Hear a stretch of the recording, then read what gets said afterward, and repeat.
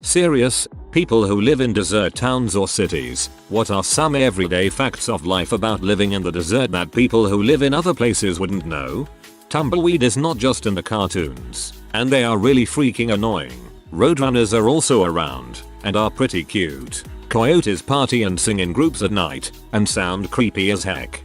Tumbleweed ain't just in the desert, either. I was driving in South Denver one time and an enormous, probably 6 feet diameter tumbleweed rolled across the road right in front of me. Had no choice but to blast through it, and it basically exploded into a million little pieces. Thought I was gonna die for a brief moment. Fun times. Grew up in a town/city in the middle of the desert. Biggish town, but a lot of outback. The best things, it's easy enough to just drive somewhere and go camping. You're never too far from just getting away from it all for the weekend. The dust storms are the worst. Having the entire sky go black in the middle of the day is one of the strangest experiences of your life. Oh, the flies. Come summer, if you're out bush, they are relentless. Snakes, they're more afraid of you. As long as you back off, they'll leave you alone. Come summer, if you're out bush, they are relentless. That's not unique to the desert. I've been up where it snows 8 months of the year, and you wouldn't believe how many goddamn bugs there are. And they're all bitty ones. The air is so dry that it removes moisture off your skin like a sponge, sucking it immediately away. You have to constantly drink water. It just becomes a normal habit. You go blind, lose your vision faster because sun bouncing off the pavement and ground hits your eyes worse, as there is usually not as much green space to scatter sun. Dust storms. Checking your shoes for venomous creatures, or having them crawl up your bathtub drain and not realizing there's a massive scorpion in the shower until you're soaping your head 10 inches away from it. I live in the desert and found out the hard way that eyes can get sunburned. Now I wear giant dark sunglasses if I have to go out in the daytime. Always wear a wide brimmed hat. Long sleeve t-shirts are underrated. Sunscreen. Lots of sunscreen. Always have water on hand. Watch for snakes. Learn about heat exhaustion, heat stroke and their respective symptoms. I wear long sleeve cotton shirts year round. Best heat regulation I have found. I moved from one of the least sunny and wettest cities in America to one of the sunniest and driest, Seattle to Tucson. There were many things that were shocking to me at first. 1. It was so sunny that I literally could not keep my eyes open. Maybe I just have sensitive eyes from living in a cloudy climate, but I need sunglasses all the time. 2. The heat. It gets so insanely hot. It's not imaginable. Every year summer comes back and I ask myself how I survived last year and why I'm still here. 3. If you leave something plastic outside, the sun eats it. My kid had a plastic jungle gym. Within 2 years, it crumbled because the plastic broke down from constant sunlight exposure. 4. Haboos, dust devils, and monsoons. The weather gets insane when you least expect it. 5. The plants and animals. They look like they're out of this world. Scary looking and most are able to hurt you in some way. 6. Water really is life out here. So interesting to see from a different perspective. I'm the opposite. I moved from Tucson to Seattle and adapted to the desert life as it was all I've ever known. The heat will 100% kill you if you're not careful, but definitely hope you find something good about Tucson.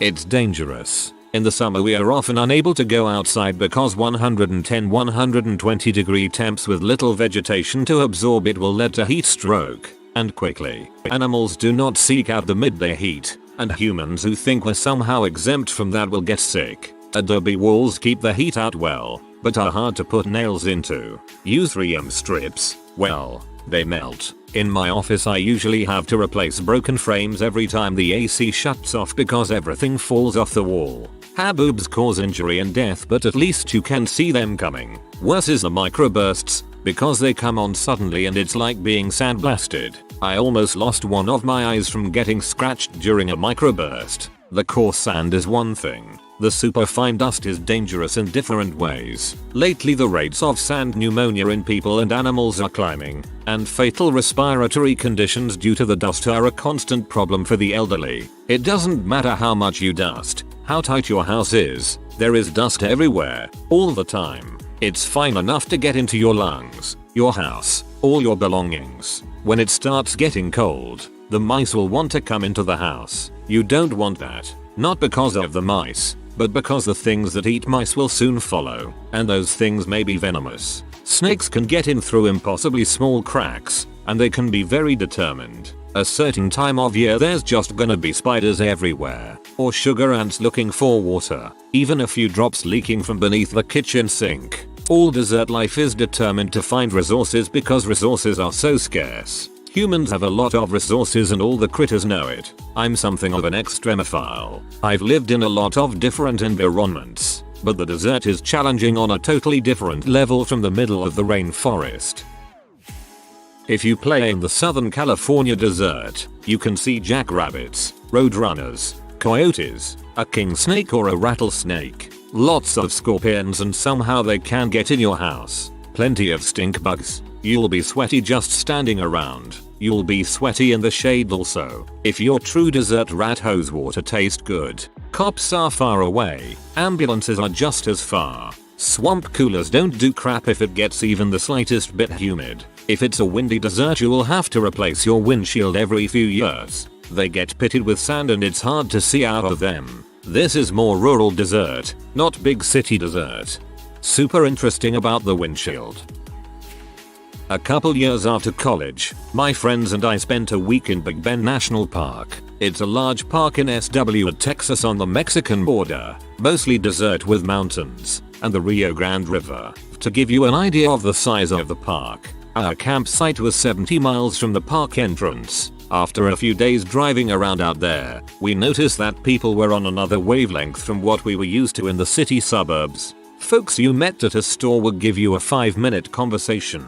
People driving by would wave. We would wave back, because you could go half an hour without seeing another soul. People are wired to be social, and being completely isolated changes how you see others. The loneliest I had ever felt was in downtown Tokyo on the streets of Shibuya, surrounded by thousands. Alone in the desert, people start to see each other. I'm a Tucson native heading on a train to Shibuya right now reading this. Yep, I miss the comfort of conversation and pleasantries. It gets cold at night. The entire reason the desert is tolerable once you can provide shelter and water is almost exclusively because no matter how hot it gets, it's usually around 50, 60 at night. Sand, dust, and dirt gets everywhere. Big scorpions are scary. Little scorpions will put you in the hospital. Incidentally, Fallout, New Vegas lied to you. The bark scorpion is actually both the smallest common scorpion in Arizona, and it's also the most dangerous. Learn to identify your spiders. Most dangerous spiders are not particularly predatory and will leave you alone, but you need to be able to eat your southern black widow, your Arizona brown spiders, and brown recluse spiders. Because a brown recluse spider can cause organ failure, but a hobo spider, which looks real similar, is harmless to the point that scientists are now assuming incidents attributed to the hobo spider are actually just misidentified brown recluse spiders. There's no hard, fast rule with snakes. Rattlesnakes want you to frick off. They tend to avoid humans for obvious reasons, but that doesn't mean you can't stumble across one taking a nap. There's no cardinal rule with the danger of snakes at large, but on the off chance a snake with black, red and white striping decides to test you, go to a fricking hospital pronto. The Arizona coral snake isn't actually that dangerous relative to rattlesnakes, but it's also the one that's really easy to identify. Despite the cutesy name, Gila monsters are dangerous. They're not terribly fast, but they're pretty chompy, and it's the one case where a native lizard in the US is also venomous. Other bugs: Arizona gets killer bees, and a particularly large 8-inch centipede called the desert centipede can also give a painful bite. It pays to have a plan B for air conditioning when yours breaks, and if the power's out. Incidentally, if you have your own AC unit for an individual house, you must perform regular maintenance on it. Air filters are easy enough to replace, and people's inattentiveness turns a $20 purchase twice a year into an entirely avoidable repair when your AC unit cooks itself. The closer to the waste you are, the more likely it is that you got critters on your property. When you're choosing where to place your garden, Remember that plant in full sun means full sun in the Midwest. That's really not the same in southern New Mexico, where opening the front door is like checking if the lasagna is ready. I have shade cloth over everything in our vegetable garden. I learned that this year as a recent transplant to El Paso. Luckily, I decided to give container gardening a shot first. The sun laughed at my shade cloth and I ended up moving the whole lot to the north side of the house. Maybe 5 hours of morning sun, then all shade. You can never wear a short flowing dress unless you want everyone to see your panties. Long hair is best in a braid or you get repeatedly whipped in the face with your hair. Your windshield will crack for no other reason than it's hot as frick. Pulling tumbleweeds off the side of your house that have stacked all the way to the roof is a semi-annual chore. Gathering all of the neighbors' trash cans and putting them back in front of their house because the wind has blown them down the street is how some trash days are. Hearing sonic booms from EAFB all day long are completely normal and nobody reacts. That last part resonated with me. Haha, I'm on the coast, but during COVID our local airport supplemented their income by renting the airport to the military. Usually it's just regular maneuver training, but sometimes they break the sound barrier over the ocean and scare the crap out of me.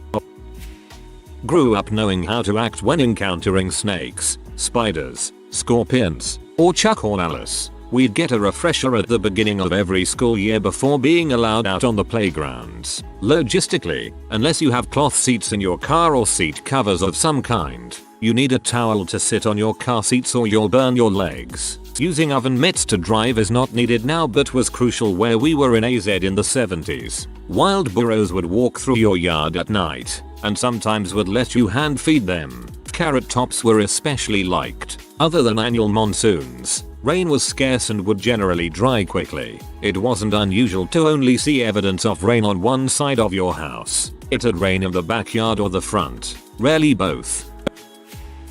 Biggest issue is decent fruit, veg and meat. Either doesn't exist or is very expensive. Car needs cleaned all the time. Window and basically anything left outside gets covered in dust sand. Always have water in your car. I've broken down once without it and you feel quite weak after an hour of no AC. Oh, and light blue shirts are a no-no with sweat, and white ones turn yellow under the armpits so need replacing regularly. Just like there are snow plows, we have tractors remove sand from our roads. There are frequently 3 6-month periods with zero rain. Lightning thunder happens maybe twice a year. Temperature swings from high to low in one day can be 40 degrees, 80 during day, 40 at night. If you spend a lot of time in your car you will get sunburned if you don't have tinted windows. Dry is actually very different. The shade is significantly cooler, and 100 degrees isn't terribly uncomfortable, but 120 is an absolute nightmare. Rolling power outages because the power grid can't keep up with the AC demands. Roadrunners are small, grey, and rarely have a coyote nemesis. Shake your shoes out before putting them on. Scorpions like to hide in dark spaces. The little ones are more venomous than the big ones. Always have water wherever you go. Dehydration is a B. Lots of outdoor activities are best enjoyed after dark. We regularly grill at midnight. I grew up in the PNW and now live between Death Valley and Las Vegas in a rural low elevation area. I can't really safely go outside for what feels like half of the year. The temperatures where I live are insane, and they're getting worse every year. I lost count of how many days we had over 120 degrees Fahrenheit this past summer. I have to physically pick up my dog to take her to the potty area. Some very cheap shoes will melt on the pavement on particularly bad days, so you can only imagine what that must be like for dogs' feet. Ground temperature is always much higher, especially asphalt. My rule of thumb is to usually take my foot out of my shoe and test it if I'm not too sure. If I wouldn't walk on it then I won't make my dog walk on it. Sweat feels different. You're never drenched in it unless you were wearing a ton of clothes because it's evaporating so quickly. The accumulated salt makes your skin itch. It's opposite than most other states where summer is when people go out and have fun and do all kinds of things. In Arizona, that's winter. Between the end of November and around the end of February is our summer when everyone is out and playing and doing things. During the actual summer months people are shut in, or they do things super early morning or at night. It's still hot, but at least there is no direct sun. When I first moved to Vegas, in the dead of summer, one of the first things I noticed was little kids playing in the park at 11 at night. Just moved to a desert town recently from the northeast US. Things I've learned so far. The air is very dry here. A lot of people get nosebleeds when they first move here because of how dry it is. I've had a chronic cough since moving here. It went away when I went back home for a week to visit my family, but then started up again as soon as I got back here. There are thorns on so many plants. I'm a big runner and end up tracking all these thorns home on my shoes. Accidentally stepped on a couple earlier today when taking off my shoes. My heel still hurts. It can be in the 30s in the morning and 80s later in the day. I should have brought a winter coat for the mornings, haha. The dust storms are crazy. You have to wash your car every few weeks. Because we're in a desert, I guess the city didn't bother with stormwater management. So every time it rains, it floods. It's pretty scary actually. Reminds me of the monsoons I would see in India. The highways flood too, which makes it tricky to get to work or anywhere that's not your house, haha. We're on the Mexican border. I can see Mexico from my apartment. People here are really nice, much friendlier than what I'm used to. It's also a town where more of the population speaks Spanish than English, which has been an adjustment for me, especially since my Spanish isn't that great. A humidifier for indoors might help with a dry cough. I used it for a few weeks when I first moved back west from Florida because I'd wake up with my mouth and sinuses so dry they hurt. I'm not sure if this applies to high desert towns as well, but if so, it snows in the winter. Rain is dirty sometimes. The occasional dust storms are hazardous. Breathing, visibility, etc. People should wear respirators, at least in my area, because the air can contain silica. Food has to be imported, so prices are higher than you would see elsewhere, especially fruits and vegetables. Wildlife is diverse. In my area, you have to watch out for deer and elk, especially at night. If you want to go camping, worry about the heat obviously, but not many consider that deserts also have freezing temperatures some nights. Also, some of the plant life and fauna is as old as you are if not older, so if you're considering taking down a tree for wood, consider that you're probably permanently removing a piece of wildlife which has stood there longer than you've been alive and the impact could be massive. Consider finding dead fallen branches instead of an entire tree. Burning Man vets realize that. Dress for between 110 degrees Fahrenheit and 20 degrees Fahrenheit.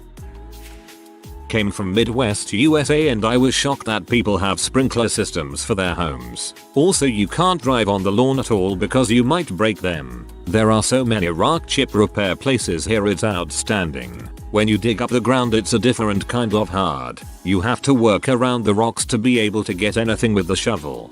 People shouldn't have lawns in the desert. They're a scare for the win. If you want a glass of cold water, you have to fill a pitcher and put it in the fridge first, because water from the cold tap is like 90°F. Yeah, good luck taking a cold shower in the summer. No rain and heat. I live in Saudi Arabia and we haven't had a drop of rain in 11 months. For 6 months of the year the temps are 90-110, with 2 months consistently above 116. Frick, the dust too. So fricking dusty.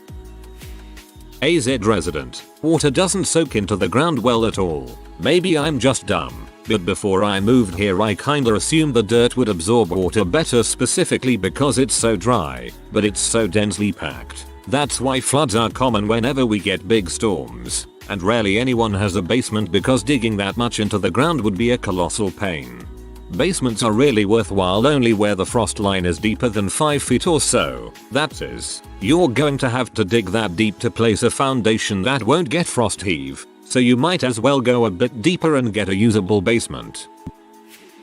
GF and I live in Arizona in the Phoenix metro area. It's always hot until one day it's not. I used to live in Oregon in a very cool and rainy climate, and when I baked anything it always came out picture perfect. When I moved out here, I never changed the recipes but things just don't bake as well. IDK if that's a dessert thing, but I'm in very similar altitude as my previous town, so it's not that. Also you have to invest in premium car washes and use good paint, because that stuff will melt chip.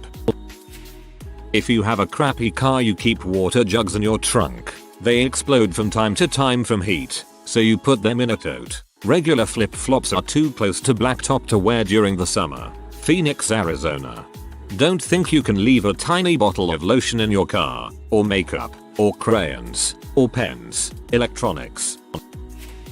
Dust devils, small dirt tornadoes, are extremely common, and yet you'll always feel the need to stop and stare at them because they are neat.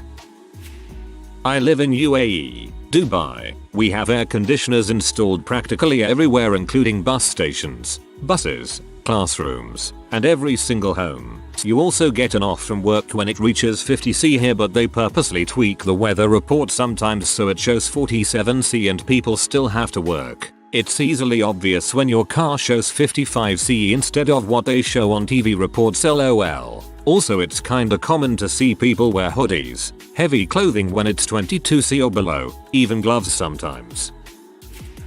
People were shocked that I didn't have air conditioning. Adobe works. And you can't be afraid of spiders or snakes. I had lynx, bobcats, mostly bull snakes all in my yard, and the brightly colored centipedes that have a real bite, and the only way to kill hammer does nothing is to squish, and avoiding the tarantulas they expand to the size of plates while driving. Swamp coolers too. Nobody I knew growing up had AC since they were a lot cheaper. Moving away and nobody knowing what swamp coolers are was wild. You must respect the heat. It kills more people every year than all other forms is extreme weather, and it happens every year for 4-5 months.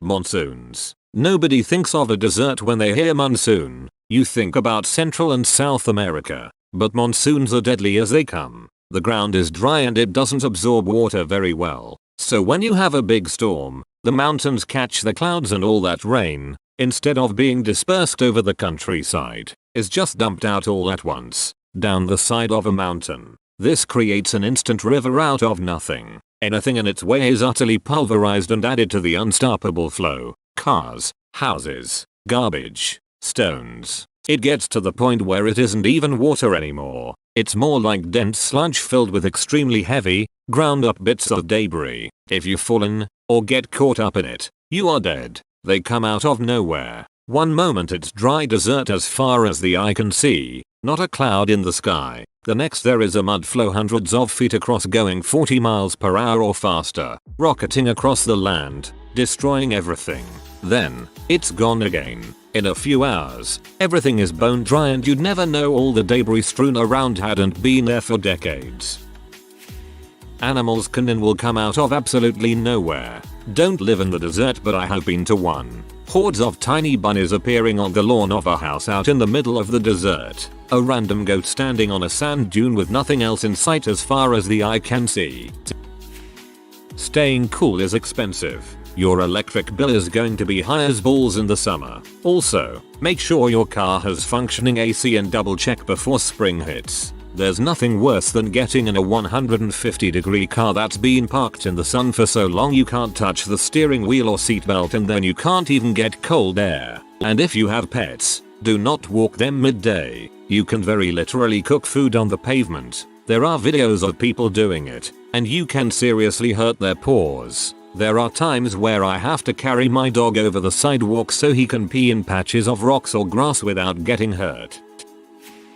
Bears and pumas come down from the mountains in summer looking for water from the irrigation canals. Baby rattlesnake bites are more dangerous because they haven't learned yet how to regulate the quantity of venom in their bite. Coyotes and hawks will eat your small pet, cats, dogs, bunnies, etc. So don't let them out into the yard alone. Bobcats, coyotes, and javelinus live on land around commercial buildings and in parks. Saguaros are state protected and you need government permission to move one. Even if you move it to a different spot on the same property, coyotes can climb or jump your 6-foot fence to get to your pet.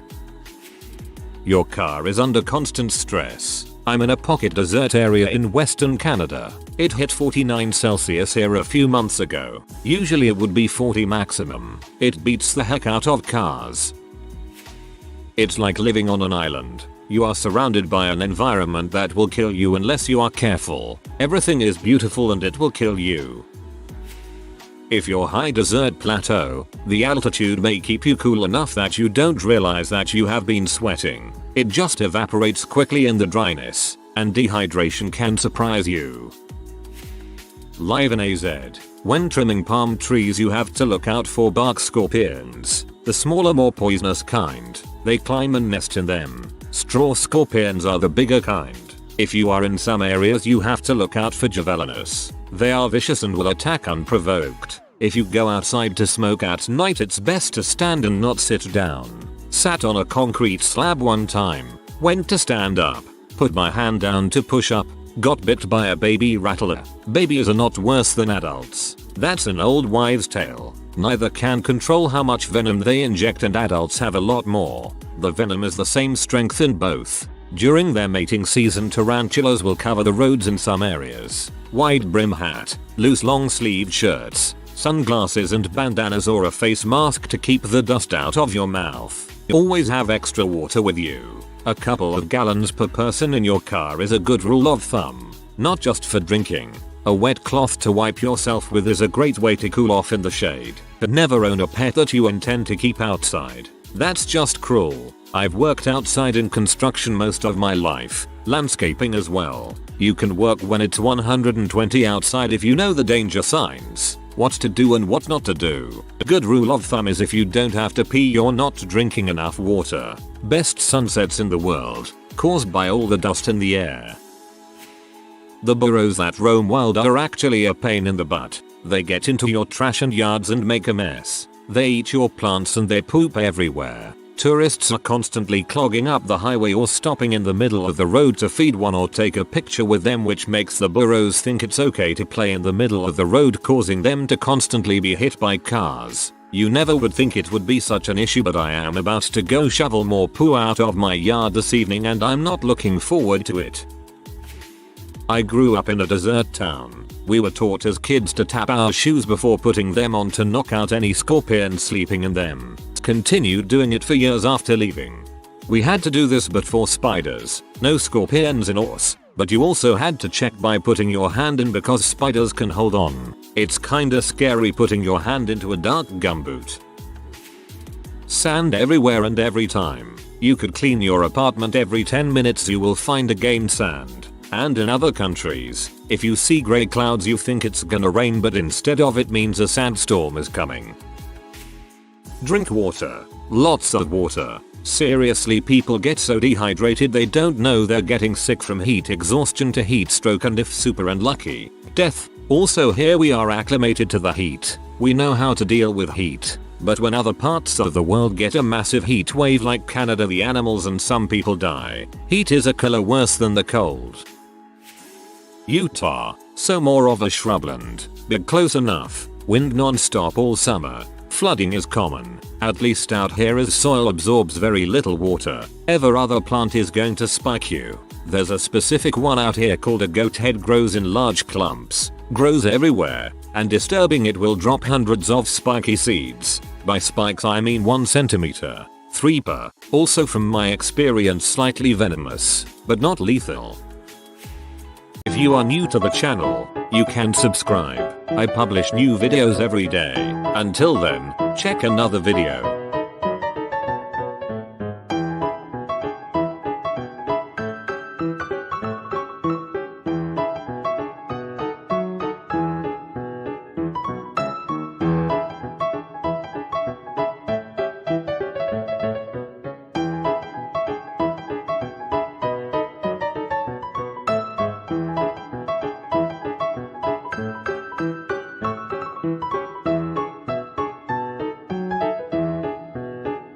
Bye for now.